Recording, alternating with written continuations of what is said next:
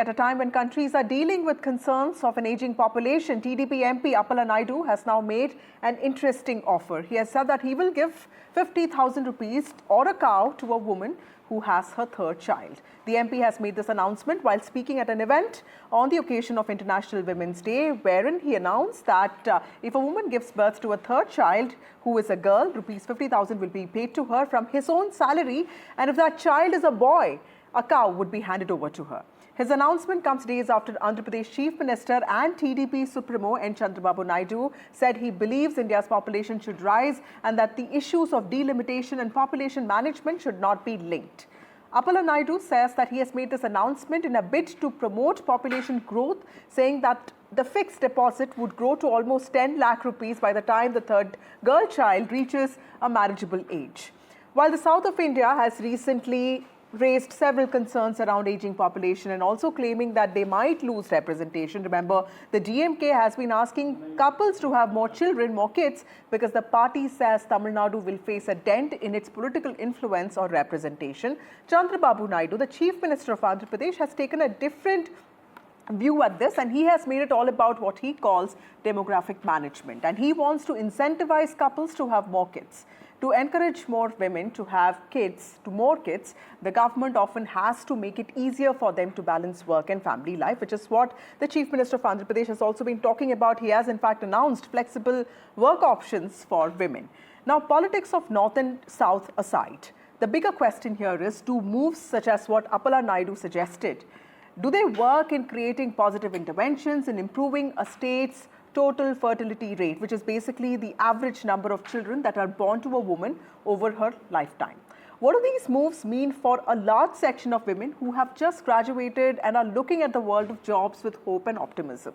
Will this create pressure on them? Should young couples actually bear the responsibility of consequences of policies that were deemed necessary and put in place at a time, but now are proving to be in some ways not so right? So an aging population and deepening labour shortage are serious problems. Should there be more awareness about them? There are basically two ways in which a country can deal with a falling birth rate. One is you keep your population healthier, employed for too long, or you can also look at immigration. Now, a country like Singapore is, which is one of the fastest aging countries in the world, is trying to extend its retirement age to beyond 63. Can India do that? What are the lessons that India has from the West and from Asian nations? To talk about all of this, we will be joined by a panel of experts. But first, let's take a look at what Appala Naidu said with regard to population growth and also incentivizing women to have the third child. TDP MP Appala Naidu, sir, is with me. Sir, you gave a shocking statement. Many are saying that on one side there is a demand for population control. On the other, you have been saying that third child, if born, then you will give a reward. If boy born, then it will be a cow. If girl will be born, then it will 50,000 rupees. Why such statements? My women welfare is important. My Andhra Pradesh Chief Minister, respected Chief Minister Chandrababu Naidu, is following in the statement. Three women child and 50,000. Already, next generation is wait. Next generation very poor, and my promotion in the women child 50,000 my salary every month. Thank you. Sir, but why, sir? On one side, they are saying there should be population control. Population is increasing. No. Population is very important. Population is Andhra Pradesh very important, and India very important. Next generation 50 years and close youth and close. And motivates the population. Okay, we have Lanka Dinakar, who is the BJP chief spokesperson in Andhra Pradesh. We have Pattabhi Ram Komareddy, who is the national spokesperson of the TDP. We have Pulla Rao, who is a political analyst. And we also have Dr. Akriti Bhatia, who is a social scientist and women activist here. Thank you, all of you, for joining me on this broadcast. To you, Mr. Pattabhi Ram first. I know, sir, that Chandrababu Naidu has been talking about this with he's not been mindlessly talking about this. He's also been putting in place policies. He's also been saying that, we did go wrong in certain policies. We want to take corrective actions. And that is quite commendable because that's how leaders should be. But are we worrying a little too early? Because with the exception of India, women in many industrialized and emerging countries have fewer than 2.1 children on an average, which is the rate that is deemed necessary to maintain a population. We are, of course, our TFR in certain states is low, and it can be alarming, but we still have other problems, specifically of population. Is it also time to probably take one step back, put in place policies and not really create pressure on couples? Vasudha, good evening to you and to my fellow panelists today. See, one of the many advantages our country has today is the demographic advantage. India has the largest number of youth when you compare it with many countries in the globe, and that is one of the biggest advantages that we have today. But this demographic advantage we might not have by the year 2047 if we don't wake up now. I mean, the year in which we will finish 100 years of independence, the Vision 2047 document which we are all talking about. So by 2047, we might not have this demographic advantage. So that is what our leader, Mr. Naidu, is trying to emphasize. Answer this one question. Isn't it important to create more facilities, policies for the existing population, make them healthier so that they work for longer rather than, have children? See, increasing the age for working in government jobs or other jobs is not the only solution. I mean, see, the point which I'm trying to make is, if you look at the current fertility rates, as you also mentioned, in Andhra Pradesh, it is below the national average. The national average fertility rate today is 2.1, whereas in Andhra Pradesh, it is only 1.6. In few constituencies, in my leader's own constituency, Kuppam, it is 1.5. So a lot of countries across the globe today are encouraging young couples to have more children. For example, in Japan, the government of Japan is paying 5 lakh yen for every new child that is born in a family. In South Korea, they're giving $72,000 for every new child that is born in South Korea. Even in regions in Russia, they're paying 1 lakh rubles. In Germany, they're paying 250 euros every month to every new child that is born. France is giving money. Norway is paying 1,000 crowns every month. Having said all this, I'm not saying that Telugu Desam Party or the government here had taken a decision, to give financial aid. I'm not saying that. Whatever our colleague, Member of Parliament, Mr. Appala Naidu had said, that is giving money, 50,000 or whatever, that is his own proposal. But as a party, we have not taken a decision. But see, the whole point we are trying to make is it is time that we wake up. If we don't protect this demographic advantage that we have currently, India might lose. Okay. Now, today, why are we finding Indians everywhere? See, in United States or in Europe or in Australia, everywhere you have our kids, our young generation doing excellently well. Okay. You have people from Indian diaspora, heading ministries in different countries. So that is the advantage which we have currently. Okay, Lanka, to maintain this of the BJP, what is your view on this? NDA's ally TDP is saying this, and of course, there are two layers to this, and there are different layers to this. But Mr. Dinakar, as the BJP at the center is also working towards increasing women's participation in labor force, specifically be a part of economic growth, so that women also get to have a say, they have more economic prosperity. To keep telling them to have more kids, which is of course a matter of choice and freedom. Don't you think that this is basically far more regressive and may have a lot of impact on not just their physical well-being but also their mental well-being? Is very clear policy should have each and every geographical constraints which should be considered into the mind. North India, in some states, they may have the more population ratio when compared to the South India. As per the state requirement, every state should have the unique policy. If they have a low number of population per family, definitely such state should have to encourage, incentivize for more population. As far as Andhra Pradesh is concerned, it is very clear that we need to have the population growth. Otherwise, aging problem, which may hurts the demographic dividend. I have seen that in initial introduction itself, some kind of political linkage for delimitation also trying to make, but it is not correct. As far as the delimitation is concerned, it's once in a while, as per the statute, it gets done. But the real problem is the productivity of a particular region is mainly based on the aging factor. When working force, especially between 20 to 55 to 60 years age group, is very much actively engaged as the workforce so as to provide GSDP and GDP of respect to state, and ultimately it will be beneficial to the country also. In these circumstances, Andhra Pradesh is facing the population problem, aging problem in coming days. So we need to have alert.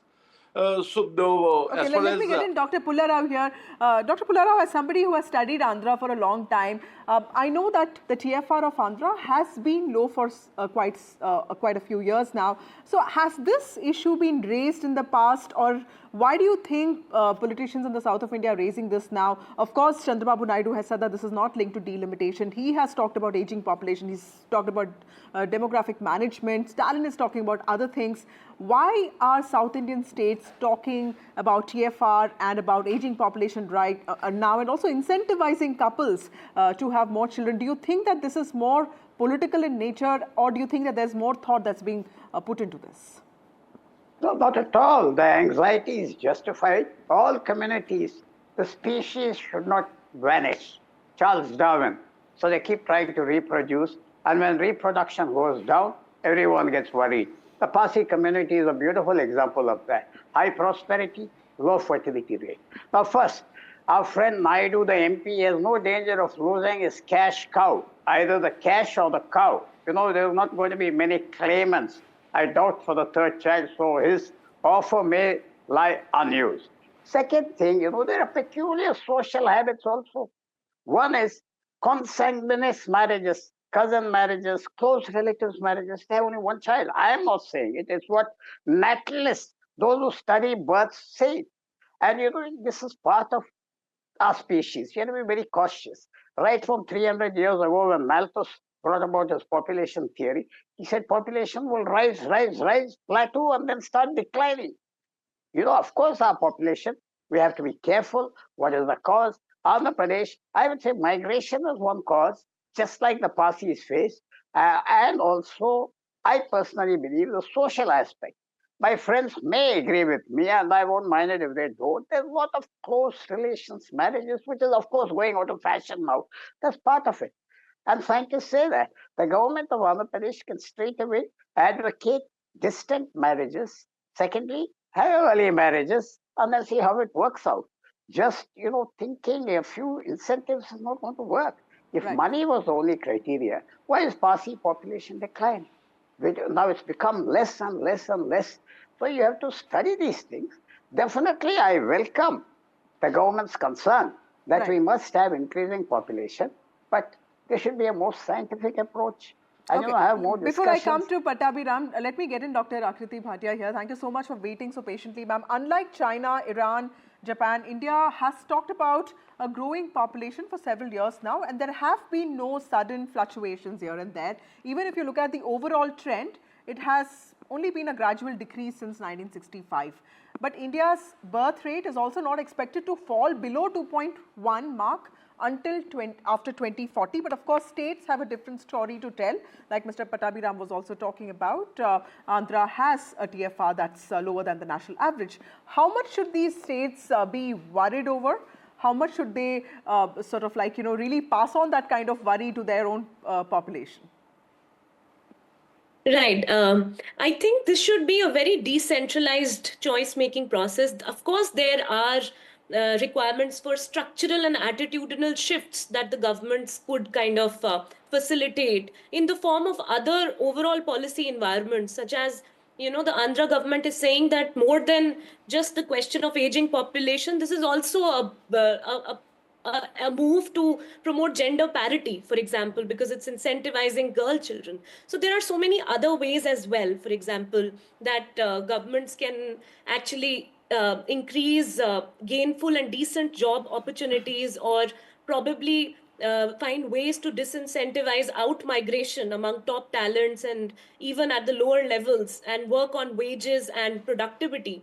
So there are various factors, and that's true that there are various factors, especially in the southern part of India, that marriageable age is getting postponed, and people are choosing not to have kids. Then there's rising infertility across like the spectrum, not just in South India, and acceptance of abortions and so on. So this is definitely a cause of worry and something that people should ponder about. So that's a good thing. Okay. But then I think social protections for the elderly and having other kinds of incentives, or such as on health and education, are equally important. And since it's very different from one child policy of China, or even what happened during the Sanjay Gandhi regime, or definitely very different from some of the North Indian leaders saying that the Hindu population should reproduce more. So this is a very different scenario, and we should not definitely compare. It's more about the human development aspect that we're talking about here, and a much more balanced and nuanced kind of a policy making is important, where the choice should be left to the couples and to families themselves. And an overall attitudinal shift of why it is getting important to Okay. kind of have younger population is something that should be pondered upon. Okay, Mr. Pattabhiram, there'll be, of course, other things that may not be in your control. I know that Chandrababu Naidu has been talking about it, in a very layered fashion. He's been also, talking about work from home. He's been talking about skill-based census. So clearly, this is not just one-off thing that he has remarked upon. But when you look at one reason that a lot of couples don't want to raise another child is basically the immense cost of raising a child in today's India. And, everyone wants to have a certain lifestyle. School admissions are getting more difficult by the day. Other than that, there are other issues. Women want to keep working for long. There are also companies which have discriminatory policies. Now, there are so many things which may be beyond the control of a state government, sir. How are you going to handle all of that? See, Mr. Naidu had clearly explained this. What he said was, this is the time for population management. If we don't manage our population in a proper way, we will lose immensely in the future. So with various other things that we manage today, managing our population is also very essential. And as you mentioned today, the cost of raising a child, as you rightly mentioned, had gone up. So the governments also need to think about this, and our leader, who is known to be a visionary leader, is also thinking in the lines of, supporting families which will come forward to have more children, because as you rightly said, whether it is education or anything, various other aspects today have become costlier. So, boosting up our social infrastructure, our educational infrastructure, many other things that are essential for raising a family, for supporting a family. So that it is a must for the governments to, enhance that kind of an infrastructure to support, population. So we are thinking in those lines definitely. And one other thing is, Vasudha, you take China, for example, the country which has the highest number of highest population today with around 135 crore. But very soon it is going to fall below 100. That is at the rate with the fertility rate that is currently there. Absolutely, those are in examples China, that we also need to learn from. Yeah. I'm really sorry, I'm completely out of time. Thank you, Pattabhiram. Thank you, all of you, for joining me on this broadcast. A growing number of countries are confronting the dual challenges of population decline and also aging, as younger generations are now opting to have fewer children, and advances in healthcare are also extending life expectancy. But a growing number of countries are also looking at what policies are working. And in the midst of all this, in India, we have MPs incentivizing women to have third child. How do these moves work? Do they work or not? And what kind of message do they collectively send out to society? Do they address the issue fully, partially, or is there something more that needs to be done? Leaving you with all that needs to be thought about. It's time for a short break. More news and updates on the other side.